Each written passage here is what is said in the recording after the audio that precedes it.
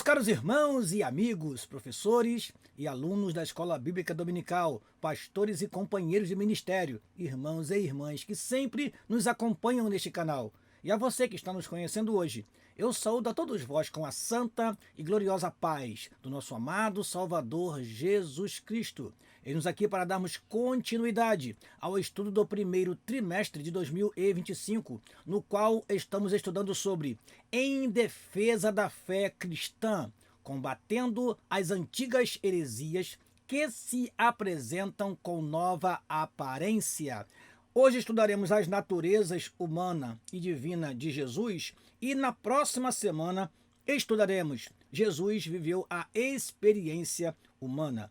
São lições que tratam sobre a cristologia, como o Filho de Deus, Jesus Cristo, é retratado na Bíblia, é apresentado na Bíblia. Ele que é o personagem principal de toda a Bíblia. Portanto, é importante que nós, professores da Escola Dominical e também os alunos que nos assistem, tenhamos domínio sobre a doutrina bíblica a fim de que possamos responder àqueles que nos pedem a razão da nossa esperança, da nossa fé, da nossa confiança em Deus.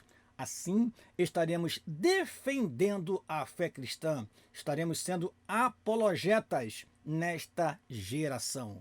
Meu amado irmão, eu peço a você que deixe aí o seu like, você pode esquecer de fazer isso, então deixe já o seu like e compartilhe esta aula com outros irmãos e irmãs, para que outros também tenham contato a este conteúdo tão importante que deixamos toda semana aqui para você. Dito isto, eu quero agradecer de coração aos companheiros de ministério, aos pastores que têm nos ajudado, nos incentivado, transmitindo para os professores e alunos a nossa lição. Antes de começar a nossa aula, precisamos orar ao nosso Deus. Oremos, pois. Pai, em nome de Jesus te agradecemos a oportunidade que temos de mais uma vez estar neste canal para transmitir a teus filhos mais uma preciosa lição da tua palavra que será transmitida através da lição da Escola Bíblica Dominical. Que o teu Espírito nos auxilie naquilo que iremos falar, que teus servos possam receber, guardar, praticar e ensinar a tua palavra com veracidade, com autoridade. Assim oramos em nome de Jesus. Amém e amém. Vamos então para a nossa aula. Antes de ir para a nossa aula ainda, eu quero agradecer você também que tem nos ajudado a disseminar os nossos áudios da leitura diária EBD, esse canal que nós temos. É uma alegria muito grande para nós, sabemos que estamos crescendo e que mais pessoas estão se inscrevendo no nosso canal, ouvindo nossos áudios. Nós temos um grupo de 12 irmãos, eu e mais 11 irmãos e irmãs, estamos ali nesse canal, sempre deixando para você, meu caro professor e aluno, a leitura diária. Nosso áudio tem no máximo 5 minutos. Nosso áudio é editado, revisado e disponibilizado todos os dias no nosso canal. Conheça o nosso canal Leitura Diária EBD. E se você já está lá, eu fico muito grato e peço que você compartilhe com outros irmãos e irmãs também. Vamos então para a nossa aula e sempre começamos com o nosso texto áureo. O nosso texto áureo se encontra na carta que Paulo escreveu aos Romanos, no capítulo 9, versículo 5, que diz: dos quais são os pais, dos quais é Cristo, segundo a carne, o qual é sobre todos, Deus bendito eternamente. Amém. Repetindo, dos quais são os pais, e dos quais é Cristo, segundo a carne, o qual é sobre todos, Deus bendito eternamente. Amém. Carta aos Romanos, capítulo 9, versículo 5.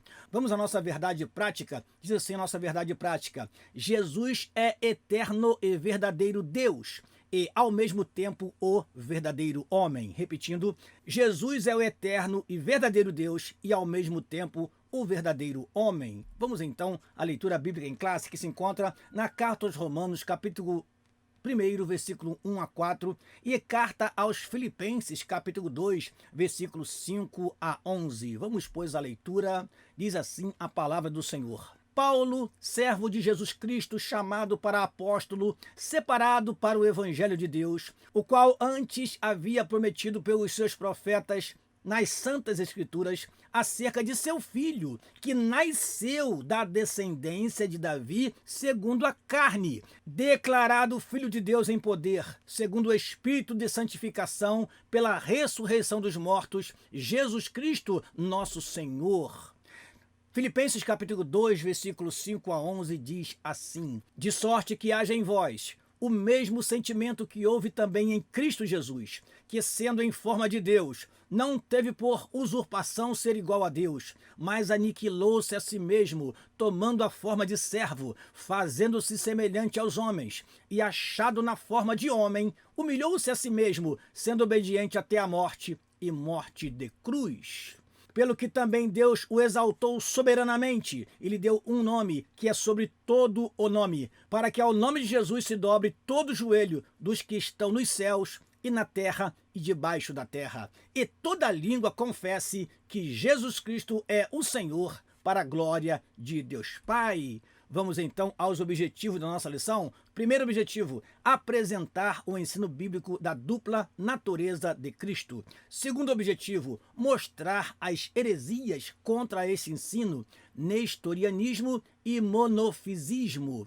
E por último, o terceiro e último objetivo, identificar o perigo dessas heresias hoje. Portanto, nossos objetivos são apresentar o ensino bíblico da dupla natureza de Cristo, mostrar as heresias contra esse ensino, e nessa lição temos nestorianismo e monofisismo, e, por último, identificar o perigo dessas heresias hoje. Vamos então à introdução da nossa aula, e sempre lembramos que você deve ter à sua mão uma canetinha, a revista da EBD e também ao seu alcance um exemplar da Palavra de Deus, para que você possa consultar os versículos e estar assim mais preparado, mais habilitado para lecionar no próximo domingo, meu caro professor e aluno da Escola Bíblica Dominical. Vamos então à nossa introdução. Uma vez estabelecida definitivamente a cristologia em Nicéia em 325, obviamente depois de Cristo, e a Trindade em Constantinopla, 381 também depois de Cristo, surgem novas especulações teológicas em torno das naturezas de Cristo, humana e divina. Essas controvérsias deram origem ao Concílio de Calcedônia, em 451, é claro, depois de Cristo. Hoje, um bairro de Istambul, na Turquia. A presente lição é sobre o nestorianismo e monofisismo, dois pensamentos considerados heréticos no Concílio de Calcedônia. Vamos ver aqui que há uma confusão enorme a respeito das naturezas humana e divina de Jesus. Nós vamos ver o nestorianismo dizendo que Jesus era, de fato, duas pessoas, porque ele tinha as duas naturezas, e essas duas naturezas elas faziam de Cristo duas pessoas diferentes. E vamos ter o monofisismo dizendo que, na verdade, temos uma natureza que é híbrida. Temos uma natureza que mesclou a humanidade e a divindade. E Jesus, então, não é completamente homem, também não é completamente Deus. Ora, meus amados irmãos, isso contradiz muitos textos sagrados e é o que nós veremos durante esta lição. Vamos então ao primeiro tópico da lição, o ensino bíblico da dupla natureza de Jesus. O ensino bíblico da dupla natureza de Jesus é o que veremos nesse primeiro tópico. Primeiro subtópico do primeiro tópico. Descendência de Davi, segundo a carne, conforme Romanos capítulo 1, versículo 3. O apóstolo está se referindo aos ancestrais de Jesus.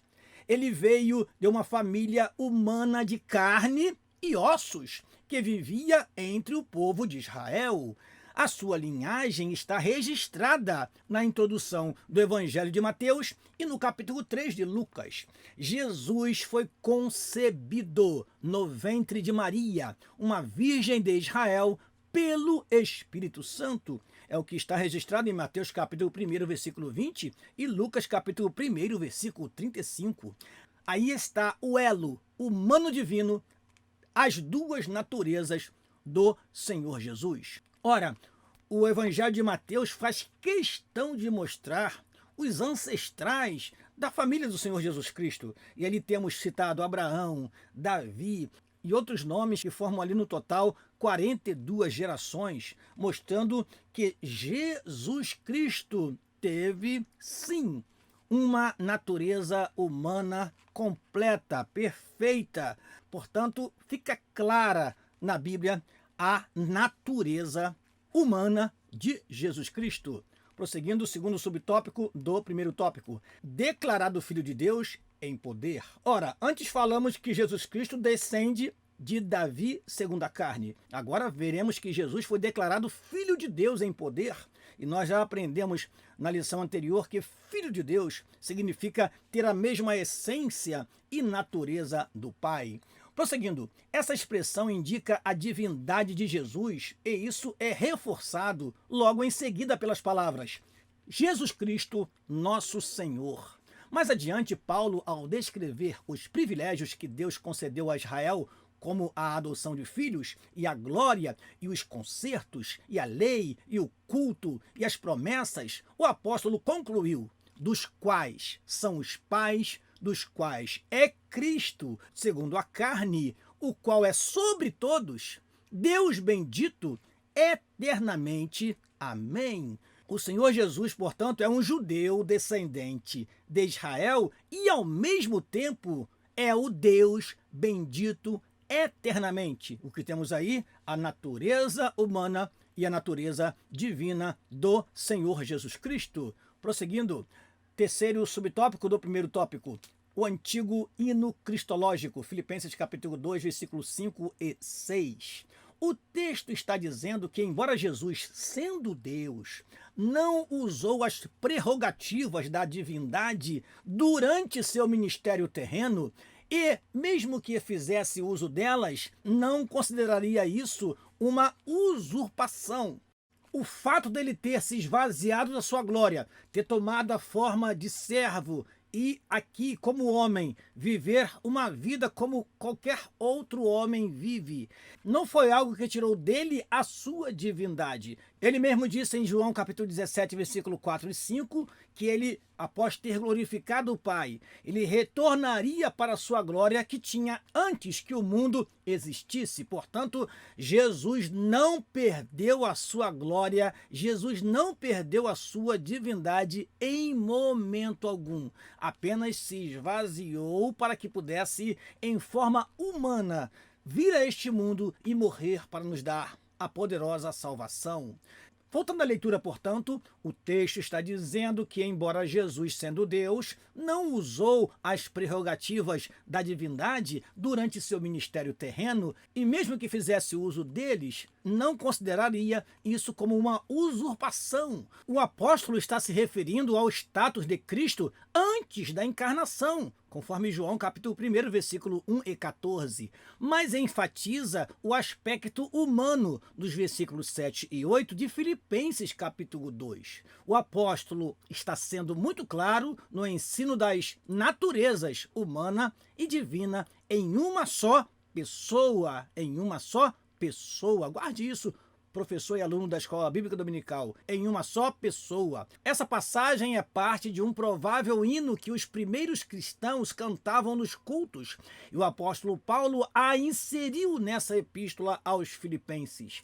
O termo grego morfê, forma, usado pelo apóstolo Paulo, sendo em forma de Deus, indica essência imutável, portanto, ele jamais deixou de ser Deus. Apesar de ter se esvaziado da sua glória, deixado a sua glória, para depois voltar a tê-la novamente, como está em João capítulo 16, versículo 28, Jesus Cristo não perdeu a sua condição de Deus em momento algum. É claro que ele estava em forma humana e ele não poderia exercer algumas funções de forma plena. Por exemplo, Jesus Cristo, ele não poderia, como homem, estar em todo lugar ao mesmo tempo. Não poderia, mas ele sabia de todas as coisas, como vimos lá em João capítulo 1, no fato a respeito de Natanael, quando ele disse: eis aí um israelita em quem não há dolo. Ora, como que esse homem me viu? Porque mesmo sendo homem, ele estava com uma prerrogativa divina, que era a onisciência, que não foi em nada reduzida durante a sua permanência aqui na Terra, mas estar em todo lugar como onipresente naquele momento como homem. Ele não poderia fazer isso. Portanto, alguns atributos, sim, percebemos, foram limitados pelo fato dele ser homem, mas isso não fez com que ele deixasse de ser Deus. Pelo contrário, ele mostrou através de atos divinos que veremos nesta lição, que ele era Deus em todo o tempo, perdoando, curando, libertando e fazendo milagres em nome do Deus Todo-Poderoso.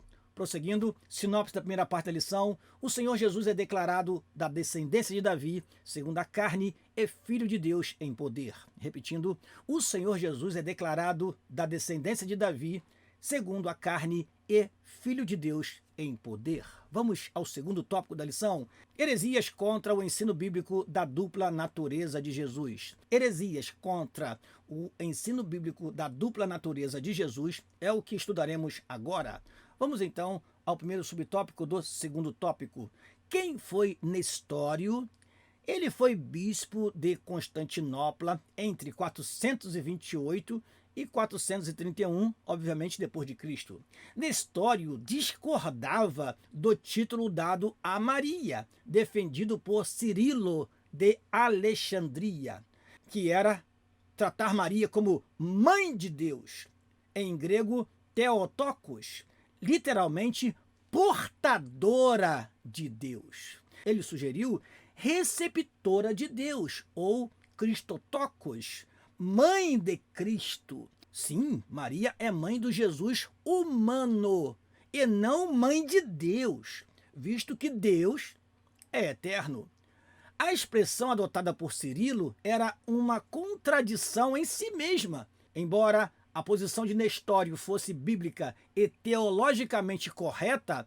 A popularidade do termo mãe de Deus de Cirilo impediu o êxito do termo e da explicação de Nestório.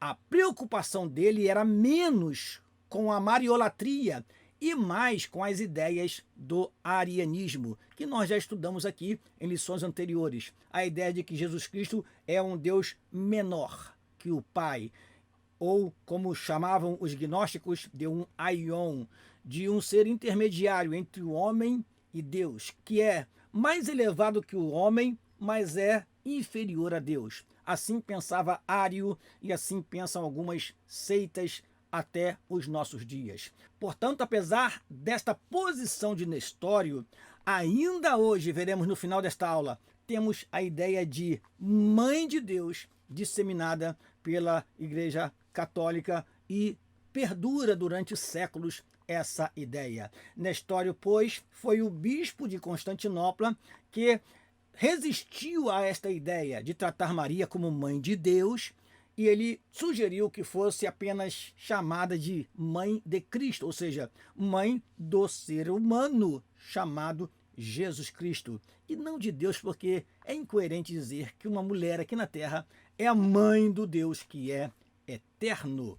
Continuando, segundo subtópico do segundo tópico, nestorianismo. Nestório defendia a formulação dos pais nicenos, a divindade de Cristo e a humanidade definida no credo niceno-constantinopolitano em 381. Segundo o pensamento nestoriano, aí que está o perigo, meus irmãos.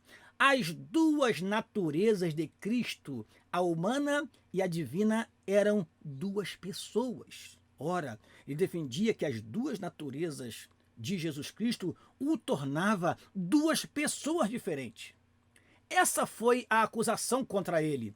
A ilustração nestoriana era a comparação de marido e mulher serem uma só carne.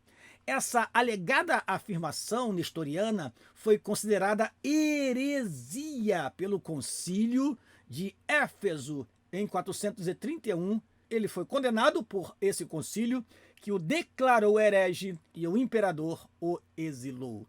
Portanto, considerar Jesus como duas pessoas diferentes em um só corpo é algo completamente contraditório, mas esta era a ideia de Nestório, e aí gerou-se o chamado nestorianismo, ou a doutrina, ou a ideia que defende que Jesus Cristo tinha duas naturezas e isso fazia dele duas pessoas. Monofisismo é o terceiro subtópico do segundo tópico. O termo vem de duas palavras gregas, monos, único, e physis, natureza. Seu principal expoente foi êutico, também conhecido como eutique. E aí nós temos um outro nome para esse tipo de doutrina, o eutiquianismo. Essa doutrina afirma que as duas naturezas de Cristo são fundidas em uma só natureza amalgamada, ou seja, como uma amálgama, uma mistura. O sentido de amalgamar não é o de unir. Não se trata de união, mas mistura, fusão. Assim, seria uma só natureza híbrida, nem totalmente Deus, nem totalmente homem. Alguns ainda defendem isso e alguns pregadores desavisados ou desorientados ou não instruídos dizem Jesus Cristo foi 50% Deus e 50% homem. Não, amados, ele foi 100% Deus e 100% homem. Não há como medirmos percentuais da humanidade e da divindade de Jesus Cristo durante o seu ministério. Ou seja, quando ele era mais homem e menos Deus, e quando ele era mais Deus e menos homem. Não temos como aferir isso de modo algum. Então dizer que houve uma fusão, uma mistura, e agora temos uma natureza híbrida completamente diferente dos homens, mas também não é Deus, completamente diferente de Deus, mas o que vemos é Jesus sendo plenamente Deus e plenamente homem durante todo o seu ministério, durante toda a sua vida. Essa doutrina foi condenada no Concílio de Calcedônia em 451. Qual doutrina? O monofisismo. Temos aqui uma ilustração e uma resposta bíblica. Veja que interessante, irmãos. O bronze é uma liga de cobre e estanho, de modo que nem é cobre e nem estanho, mas outro metal. Também a cor verde é a mistura das cores azul e amarela. Assim como o bronze não é cobre e nem estanho, e o verde não é azul e nem amarelo, da mesma forma, de acordo com Eutico, as naturezas de Cristo não são divina nem humana. Olha que sutileza nós vemos, meus amados irmãos, nesta ideia. Ora, o bronze resulta do cobre e estanho, ele é diferente. Ora, o verde, ele é diferente do azul e do amarelo e forma uma cor completamente distante do que era antes da fusão. E assim Eutico vai dizer, Jesus Cristo também, ele foi homem e Deus, e essas duas naturezas se fundiram e se tornaram um homem-deus, um Deus-homem. Veja como é pernicioso, às vezes, usarmos analogias, usarmos comparações para tratar de coisas espirituais, para tratar de coisas que fogem do domínio da racionalidade humana. Jesus Cristo é homem-deus, Deus-homem, não porque ele é metade homem, metade Deus, não porque ele formou uma nova natureza diferente de todos os homens, não. Ele é homem porque é 100% homem e Deus porque é 100% Deus. A resposta bíblica está aí. Segundo a Bíblia, o Senhor Jesus é perfeito quanto à divindade e perfeito quanto à humanidade. Podemos citar aqui Colossenses 2,9. Diz assim a palavra do Senhor nesse texto: porque nele habita corporalmente toda a plenitude da divindade. Portanto, Cristo foi plenamente homem, Cristo foi plenamente Deus. Continuando, vamos ao quarto subtópico do segundo tópico, o Concílio da Calcedônia, que aconteceu em 451 d.C. Essa formulação teológica fala das duas naturezas de Cristo em uma só pessoa. As propriedades de cada natureza permanecem intactas, concorrendo para formar uma pessoa e substância, não dividido ou separado em duas pessoas, mas um só e mesmo Filho unigênito, Deus Verbo, Jesus Cristo, Senhor. A encarnação do Verbo não é uma conversão ou transmutação de Deus em homem, e nem de homem em Deus. A distinção é precisa entre natureza e pessoa, diz o documento. A união dessas duas naturezas é permanente como resultado da encarnação. O documento é uma interpretação precisa das Escrituras. E aí na nossa revista está Isaías 9,5, corrija, é Isaías 9,6 e João capítulo 10, versículo 30 a 37. Eu trouxe para você na próxima tela Isaías capítulo 9, versículo 6, que diz: porque um menino nos nasceu, um filho se nos deu, e o principado está sobre os seus ombros. E o seu nome será... Algumas Bíblias separam o maravilhoso do conselheiro. Outras não separam, porque consideram que todos os nomes aí presentes são compostos. E o primeiro também deveria ser. Nós temos Deus forte, Pai da eternidade, Príncipe da paz. Então, em algumas Bíblias você vai encontrar maravilhoso, conselheiro, Deus forte, Pai da eternidade, Príncipe da paz. Em outras você vai encontrar a vírgula apenas depois do conselheiro. Então, a leitura é maravilhoso conselheiro, Deus forte, Pai da eternidade, Príncipe da paz. Isaías capítulo 9, versículo 6. E o mais importante neste versículo é citarmos o seguinte: o menino nasce, o filho é dado. O menino nasceu em Belém, mas o filho foi dado. João capítulo 3, versículo 16, porque Deus amou o mundo de tal maneira que deu o seu Filho unigênito, para que todo aquele que nele crê não pereça, mas tenha a vida eterna. Portanto, Isaías 9,6 temos aí a natureza humana, menino, e a natureza divina, filho. Vamos então à sinopse da segunda parte da lição. O nestorianismo e o monofisismo são duas heresias contrárias ao ensino bíblico da dupla natureza de Jesus. Repetindo, o nestorianismo e o monofisismo são duas heresias contrárias ao ensino bíblico da dupla natureza de Jesus. Vamos ao último tópico da lição, o perigo dessas heresias na atualidade. Primeiro subtópico do terceiro tópico, os monofisistas. Quando a doutrina monofisista foi rejeitada juntamente com o nestorianismo, houve reação. Jacob Baradeus, que viveu de 500 a 578 d.C., um monge sírio, liderou o grupo dos monofisistas e preservou a tradição sírio-monofisista, conhecida como tradição jacobita. Tradição jacobita. Ele e seus seguidores rejeitaram a decisão do concílio de Calcedônia. Quem são eles hoje? Talvez não seja do conhecimento de todos, porque muitas dessas igrejas se expandiram apenas no leste europeu, em países como Polônia e países de vizinhos. Temos essas religiões marcantes ali, muito mais marcantes do que no Ocidente. São as igrejas ortodoxas, cópita, armênia, abissínia e jacobitas. É importante conhecer a cristologia dessa tradição cristã e saber como responder seus questionamentos e, sobretudo, conservar a fé no Jesus, o Deus que se fez homem, o Emanuel, Deus conosco, o Deus que se manifestou em carne.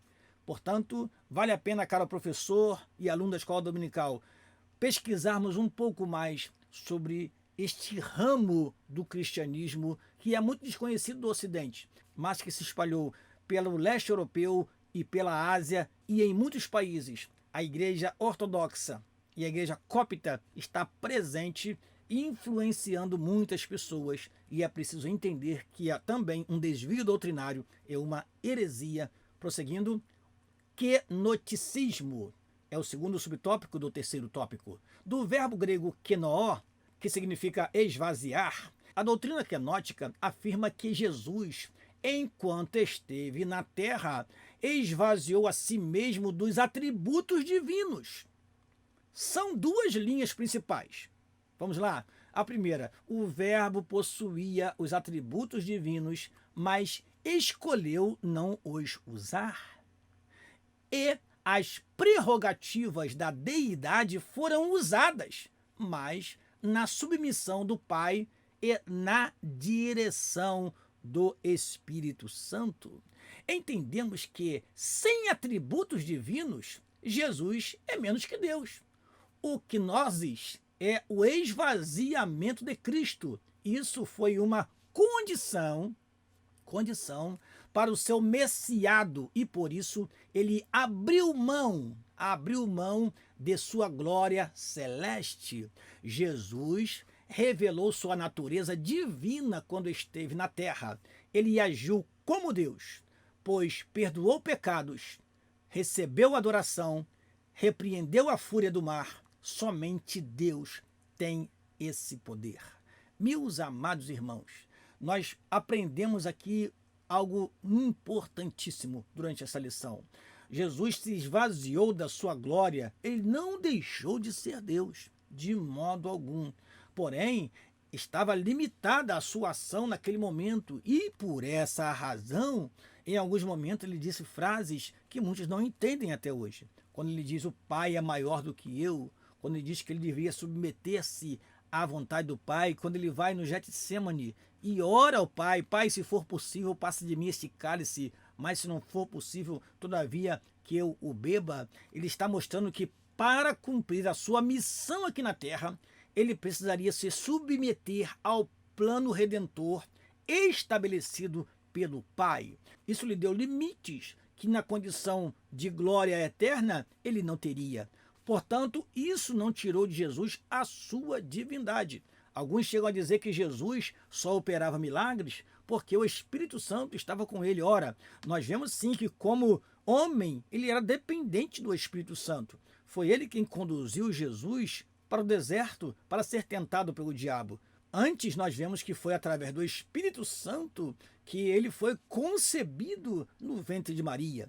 Então nós vemos que esse esvaziamento não é tirar dele a divindade, mas sim fazer com que ele tivesse numa condição tal, humana, para poder exercer o seu ministério. E, enquanto homem, não deixou de ser Deus, porque andou sobre o mar. Não deixou de ser Deus, porque ressuscitou mortos. E olha que não foram 1, 2, mas 3 mortos foram ressuscitados. Uma menina que tinha acabado de morrer, um jovem que tinha passado algumas horas e já estava indo para o sepultamento, e um que tinha falecido há 4 dias. Senhor, já cheira mal, já faz 4 dias. João capítulo 11, quando fala a respeito de Lázaro. E ele demonstrou a sua divindade ao trazer de volta o seu amigo Lázaro à vida e ao ambiente familiar. Prosseguindo, terceiro subtópico do último tópico da lição, a mariolatria. O catolicismo romano adotou o termo Mãe de Deus de Cirilo, ou seja, um pensamento antibíblico que se desenvolveu numa teologia e permanece até hoje por conta da sua popularidade. Temos as orações feitas pelo catolicismo, até pedindo a Maria que rogue por nós, pecadores, agora e na hora da nossa morte. E é citado que Santa Maria, Mãe de Deus, rogai por nós, pecadores. Então, nós vemos que Maria, segundo a tradição católica, se tornou uma intercessora. Isso não está na Bíblia, não vemos em momento algum isto. Pelo contrário, o que Maria disse a respeito de Jesus foram poucas palavras, e uma delas não pode sair da nossa mente. Fazei tudo quanto ele vos disser. O que devemos fazer? Fazer tudo o que Jesus Cristo nos ordenou a fazer. Continuando, com isso aprendemos que o que parece certo e a escolha popular nem sempre representa a verdade. Amém! Vamos então à sinopse da última parte da lição. As heresias a respeito da dupla natureza de Jesus trazem implicações para a conservação da nossa fé em Cristo e sua perfeita revelação. Repetindo, as heresias a respeito da dupla natureza de Jesus trazem implicações para a conservação da nossa fé em Cristo e sua perfeita revelação. Vamos então à nossa conclusão, meus amados irmãos. O Concílio da Calcedônia, em 451, reafirma os 2 concílios anteriores, o de Nicéia, em 325, e o de Constantinopla, em 381, ratificando, ou seja, confirmando os credos produzidos por esses conclaves gerais e estabeleceu definitivamente as 2 naturezas de Cristo. A melhor maneira de se proteger dessas e de outras heresias é conhecer bem no que acreditamos, os ensinos oficiais de nossa igreja e seus respectivos fundamentos bíblicos. Isso serve como nosso referencial quando nos deparamos com doutrinas inadequadas.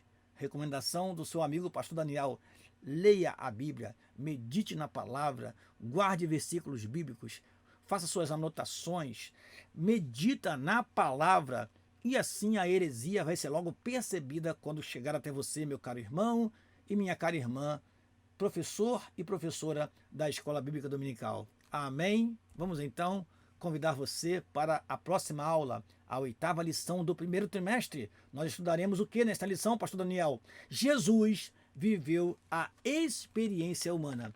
É a última lição desta série que fala sobre a pessoa do Senhor Jesus Cristo, e depois teremos quem é o Espírito Santo na lição de número 9. Eu conto com a sua presença aqui na próxima semana. Eu te aguardo, meu querido professor e aluno da Escola Dominical. Muito obrigado por você estar acompanhando esta aula até agora. Deixe aí o seu like, deixe um comentário e nós publicaremos o seu comentário com muito amor e carinho. Deus vos abençoe em nome de Jesus. Amém e amém.